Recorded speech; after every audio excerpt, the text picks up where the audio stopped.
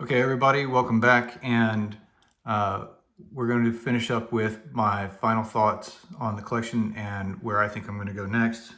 I will keep this one much shorter. So again, for those of you who have stumbled onto this video at the very end, I've collected a series of 3 IWCs. I don't wear very many of my other watches anymore at all, although I keep the Hamilton Murph for sentimental reasons, and I keep the Tudor Black Bay Pro because basically it's good. It's a little scratched up. It's worth half of what it would have been when I bought it, and there's no reason not to have a watch that I'm completely unafraid to lose or destroy. So I just keep it in my closet in case one day I'm going out to do something and I worry about damaging one of these watches more than I would normally care to. So I acquired the Spitfire Bronze. Absolutely loved it. Every time I looked at it, it just made me happy to see. It looks great with virtually everything, dress up, dress down, except for the dressy situations. Couldn't get enough of it. So since I was so happy with it, of course, I had to acquire another watch. And I read about the Ceratanium chronograph, the material that I covered in the last video, the reduced size, the gray on black, day date, and I just had to have it. So then I acquired that one. And then I had always wanted the Mark 20 on the bracelet, and I don't know why I didn't buy that one first. I don't know why, but I bought it third. And again, I got them from the online concierge. I recommend buying from a authorized dealer or boutique and supporting that business if you can. Always go see it in person.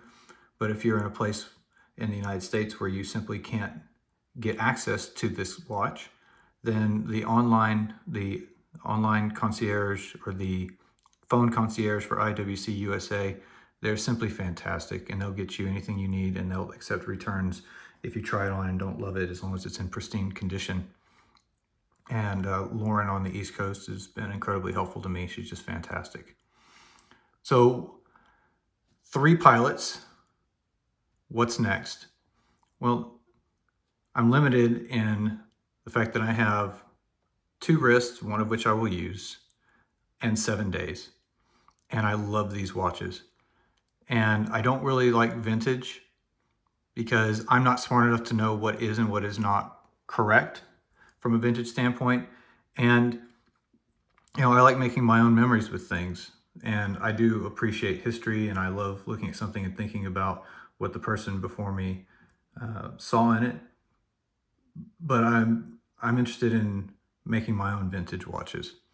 And the newer calibers are better. If they weren't better, then they wouldn't be updating them.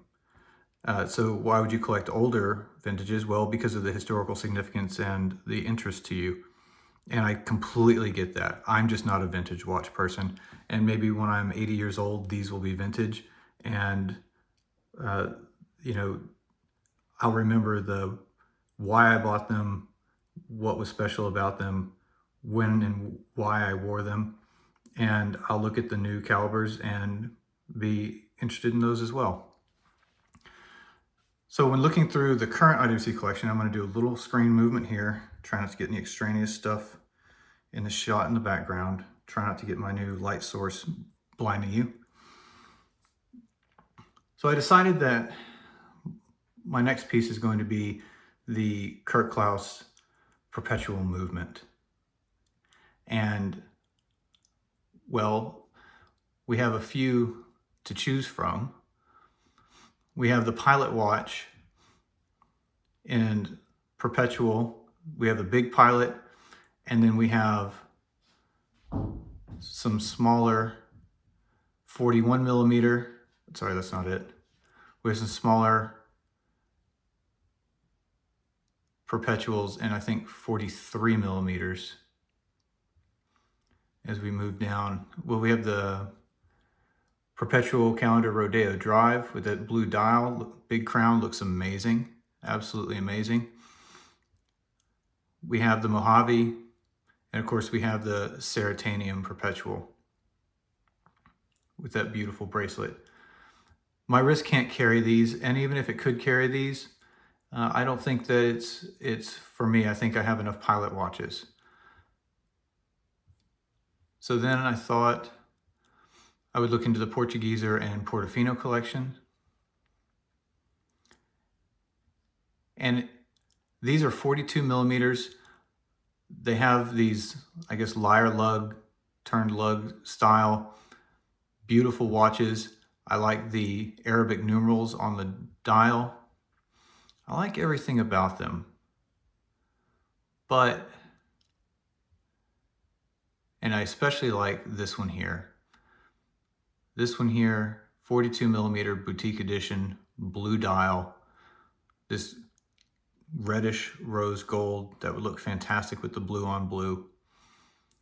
42.5 millimeters, a little bit broad for my wrist, a little bit bigger than the Pilot chronograph that I already have, which I've already stated in the last video, I can just carry. Precious metal, it's nice. 3 bar water resistance, so 30 meters. Non-screw down crown. A lot to like, especially in how beautiful it is. And it's a dress watch. I'm not worried about the water resistance per se. You can have it in precious metal, or you can have it in stainless steel. All of them have the gold indices and hands. It's a great, great watch. But here's where I think where I've wound up is the Portofino collection. Bit of a different look, but in the stainless steel, we have blue hands on a very white dial, and I don't have a white dial in my collection.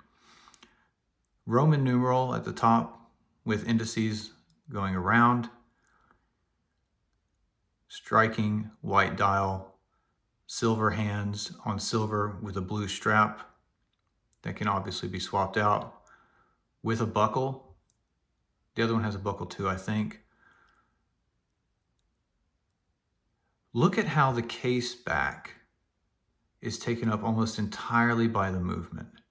I just think that looks fantastic. It's 5 bars water resistance, so 50 meters. Not that I would ever take it swimming. Notice the lugs, these short crop downturned lugs. This is a 40 millimeter perpetual calendar. Obviously the Kurt Klaus system, no pushers on the side.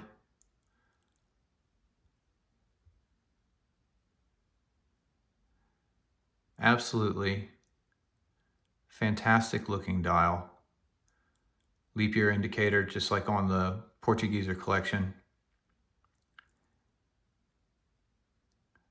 Nice little touch of red, red, red. So I think that this is my next purchase. Dress watch. Interesting picture on the back where the movement takes up the entire back. 20 more meters of water resistance. Stainless steel. Little short cropped lugs. 40 millimeters, only 12.7 millimeters thick. And I think that this watch, sitting along the 3 that I already have, I think I'll call that a pretty complete collection. And then from there, what I would do is I would have the itch scratched to the point where I could just chill. And when an interesting IWC piece comes along, for example, again, how great is it to watch somebody look at the internet on the internet? It's probably the most boring thing you could do. I hate to be that person, but again, not a professional YouTuber, and I don't care. Now look at this. this comes along. This Pilot Watch 43, a little bit smaller than the big Pilot, in bronze with this beautiful Alcantara black strap, gold indices with white, very similar to the hands on the Spitfire, but with these beautiful, perfectly color matched indices. And this is a limited edition. I think it's one of something like 500. Titanium, just like the back of the other Spitfire, their other bronze watches, with the iron core for anti-magnetism, ease exchange. Something like this comes along in a 500 piece limited edition. So 2, 3, 5 years from now, something like that catches my eye. Absolutely. Would I add it to the collection? Sure. Would I get rid of any of the current watches that I have? No. I just don't see the point in selling these things. First of all, you're always going to sell them at a loss. Second, I'm not a flipper, I'm a collector. At this point, I've got 3 of them, and I have other watches as well.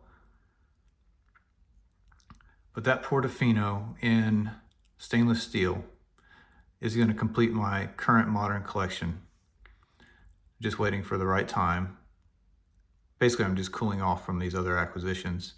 And then from there, I'll just every once in a while see if there's anything that I have to add to the collection and see how it grows. All right, everybody, it was nice talking to you. I welcome any comments or questions, and I hope that you enjoy your watch collecting as much as I do. Feel free to leave me any sort of questions or just a thumbs up. Have a great day.